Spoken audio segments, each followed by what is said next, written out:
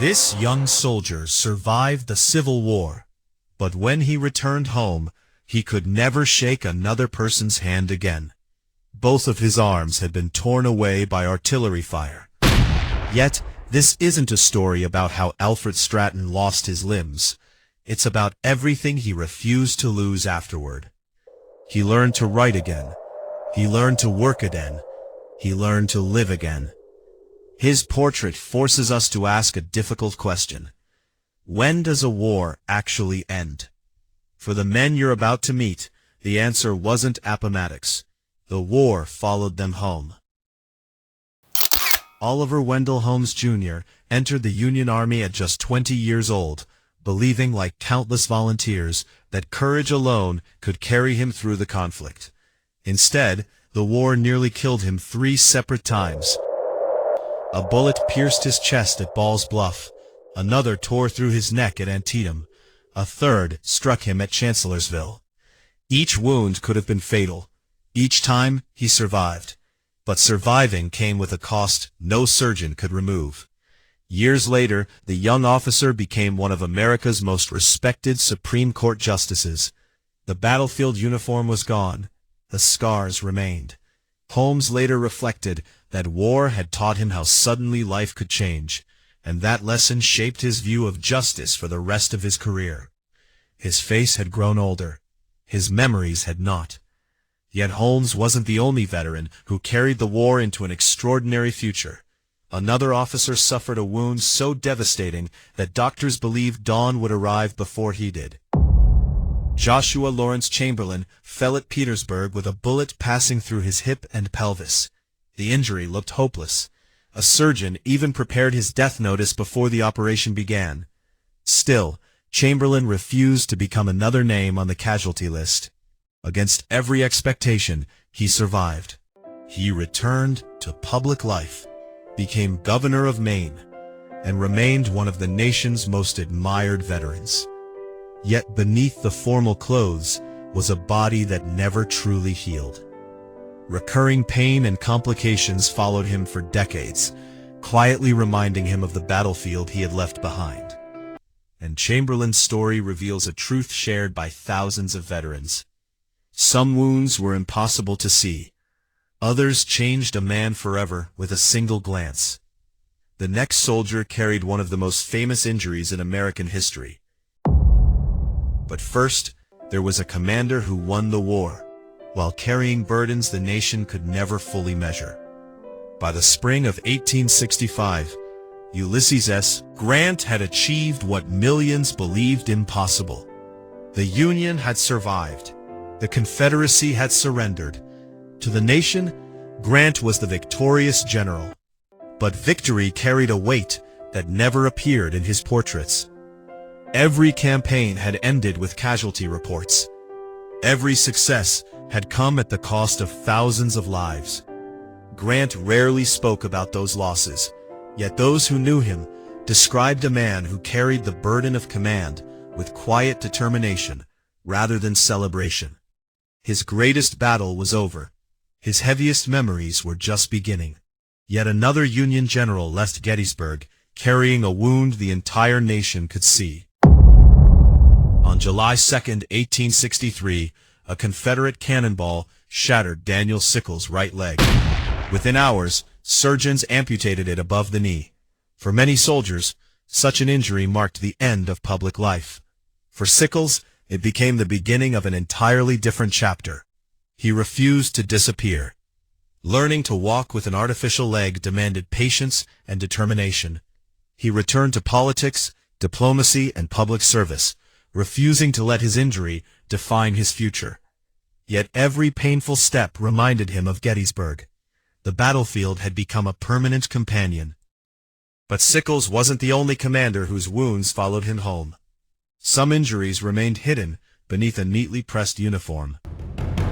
General Winfield Scott Hancock was directing Union troops when a bullet tore into his thigh at Gettysburg. The wound healed, the pain never fully did. Fragments remained inside his body, causing discomfort for the rest of his life. He continued serving with remarkable dignity, though every long ride and public ceremony came with a physical reminder of that July afternoon. In later photographs, Hancock appears calm and confident. Nothing reveals the constant pain beneath the surface. That is what makes these portraits so deceptive. They capture faces, not the invisible burdens carried behind them. Francis Channing Barlow came even closer to disappearing forever. During the first day at Gettysburg, he was struck down and left bleeding on the field. Many believed he had been killed. Some newspapers even reported his death. But Barlow survived. He returned to public life, carrying both the physical effects of his wounds and the memory of the day he had nearly become another forgotten casualty. If Gettysburg nearly claimed Barlow's future, the next veteran survived one of the most astonishing escapes of the entire Civil War. A hat filled with blood would become the unlikely reason he lived to tell his story. At Antietam, John Brown Gordon seemed impossible to kill. One bullet struck his calf. Another shattered his arm. A third ripped through his shoulder. Then a fourth entered his face, passing through his left cheek and jaw. He collapsed headfirst into his hat. Blood quickly filled the crown, nearly suffocating him. Only because the brim tilted forward could the blood drain away. A simple twist of leather saved his life. The young officer recovered and eventually became a United States Senator and Governor of Georgia. But every public appearance revealed the scars left by Antietam. The battle had ended in a single day. Its mark remained for a lifetime. Yet Gordon's injuries were not the most devastating carried home by a Confederate general. John Bell Hood built his reputation by leading from the front. That courage cost him dearly. At Gettysburg, his left arm was permanently disabled. Only weeks later, at Chickamauga, surgeons amputated his right leg. Before the war ended, one of the Confederacy's most aggressive commanders had lost the use of an arm and a leg. Hood learned to walk with an artificial limb, but peace brought new struggles. Financial hardship replaced battlefield danger. Then, tragedy struck again. In 1879, yellow fever claimed both Hood and his wife within days, leaving 10 children orphaned. The war had taken more than flesh.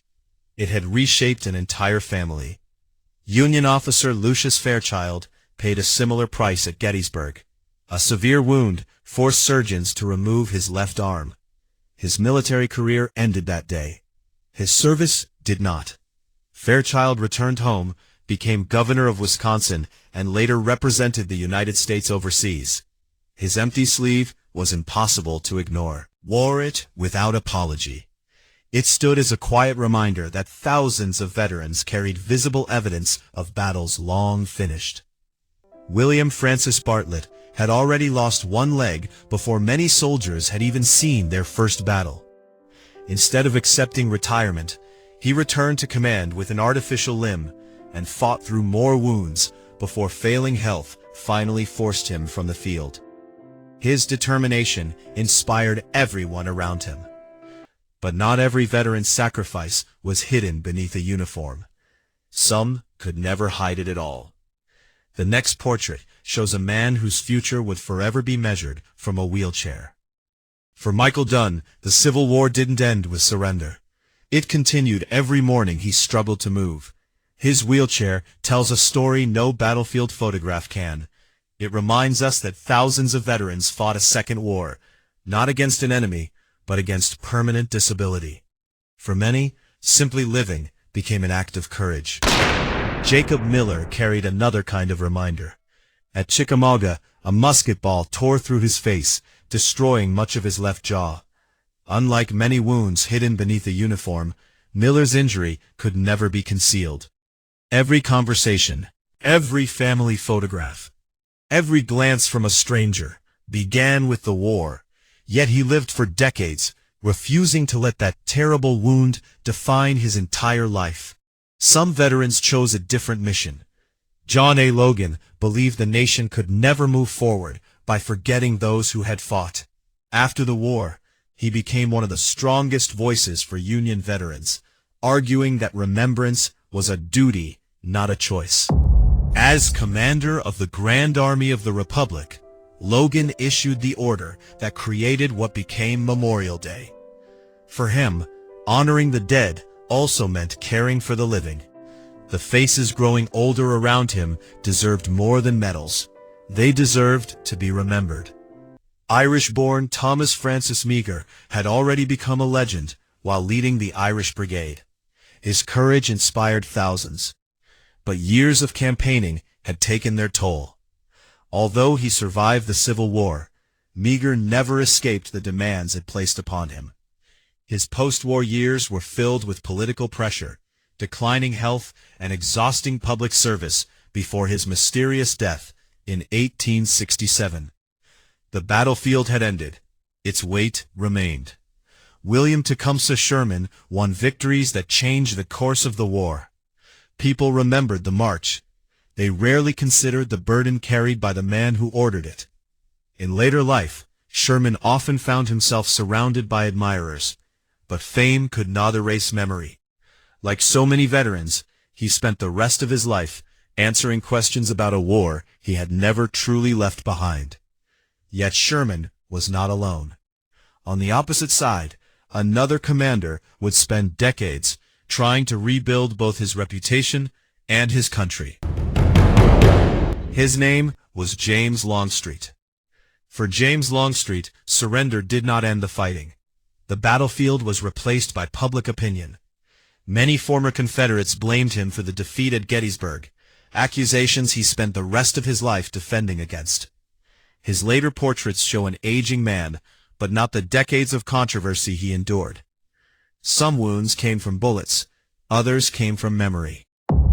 Hartranft survived some of the war's hardest campaigns before returning to Pennsylvania as a respected public leader.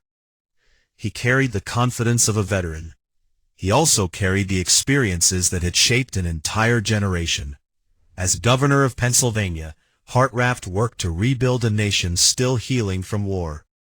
For veterans like him, peace was something to be built, not simply declared.